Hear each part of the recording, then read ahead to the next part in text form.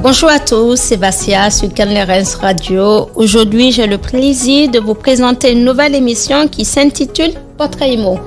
Portrait IMO met en lumière les chefs d'entreprise dans le cadre du BTP, de l'immobilier pour parler de leur parcours, de leur entreprise.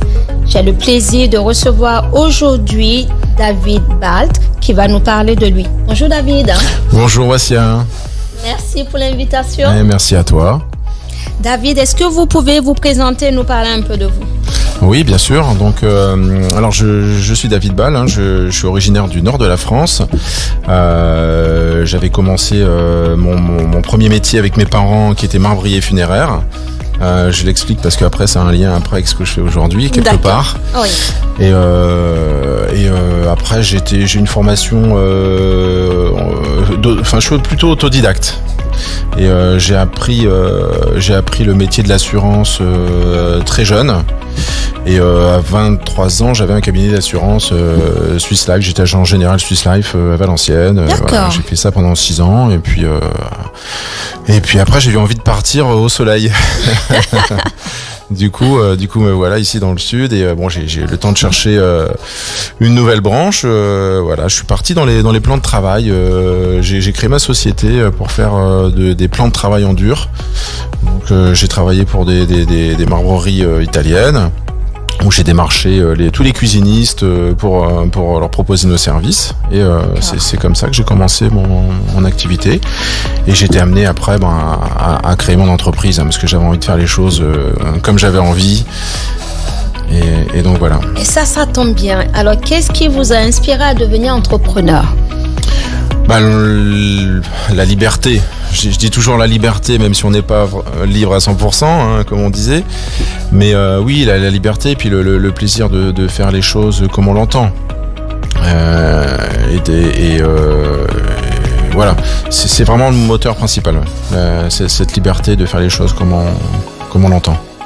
Donc la liberté de pouvoir prendre ses décisions, la liberté de pouvoir gérer ses horaires, toutes ces choses vous ont amené à devenir chef d'entreprise. Oui, et puis je suis indépendant vraiment au plus profond de moi-même, donc pour moi c'était incontournable. Quelles sont les valeurs qui sont véhiculées au sein de votre entreprise?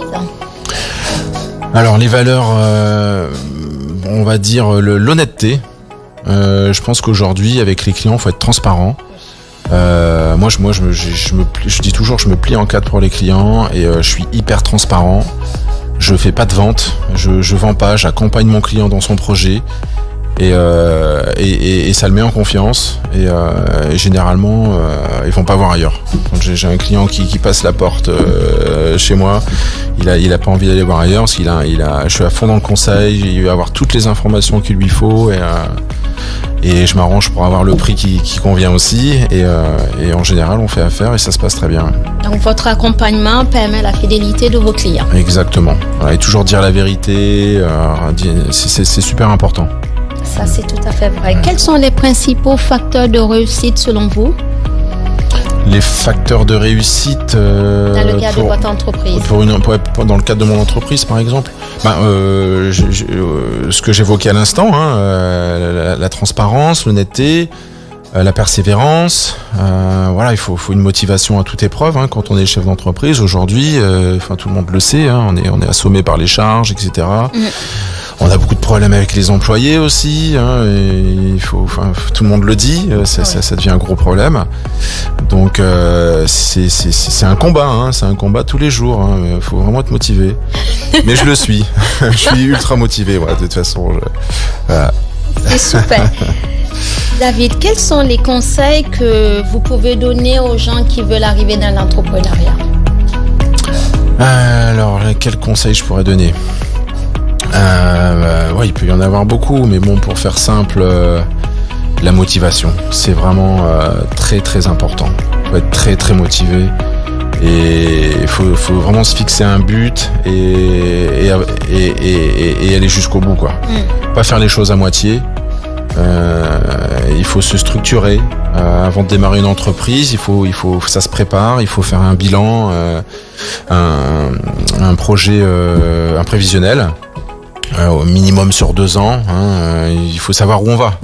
Il faut déjà cibler, déjà avoir tout préparé. On peut pas partir à l'aventure. J'en entends beaucoup qui me disent je vais faire ci, je vais faire ça. Oui, mais est-ce que t'as préparé le terrain? Est-ce que t'as déjà un fichier client? Est-ce que t'as déjà des contacts? Mais non, ils y vont comme ça. Et en fait, souvent ça démarre même pas parce que au bout de quelques mois, ils s'essoufflent, ils se rendent compte que c'est pas viable et c'est dommage. Oui, c'est dommage de ne pas préparer. Oui. Oui, parce que moi j'ai toujours été livré moi-même. Je me suis toujours débrouillé tout seul parce que mais c'est vrai que si on n'a pas quelqu'un dans notre entourage qui nous guide, c'est pas évident. David, je vous remercie pour toutes ces précisions que vous avez apportées. Quelles sont selon vous les attentes de la clientèle aujourd'hui dans ce monde qui va si vite? Tout va vite, les clients sont devenus exigeants. Quelles sont leurs attentes au niveau de votre clientèle par exemple? Alors leurs attentes aujourd'hui, les clients, ça rejoint ma façon de voir les choses et de travailler. Les gens ont besoin de transparence, surtout sur la Côte d'Azur. On raconte tellement de bobards aux clients pour vendre quoi que ce soit. Et derrière, il y a rien qui suit. Je vois ça tous les jours. J'ai beaucoup de clients Enfin, moi, je fais tout ce qui est menuiserie d'intérieur.